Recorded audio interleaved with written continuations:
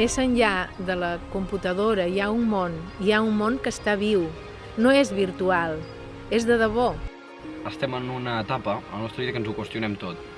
I tot el que ens han anat ensenyant a la nostra vida, ara ens preguntem per què. O és veritat això? O el món va així? Per què va així el món? La sensació que tinc és que les coses estan molt més rebuscades del que són realment. Aquesta sensació que tu acabes una carrera i que tu no tens una opció d'exercir-la èticament o no, sinó que això és una obligació. Home, això no ho hauríem de perdre. Hi ha altres opcions. Pensar que és possible tenir sortides més enllà del que t'estan dient que facis.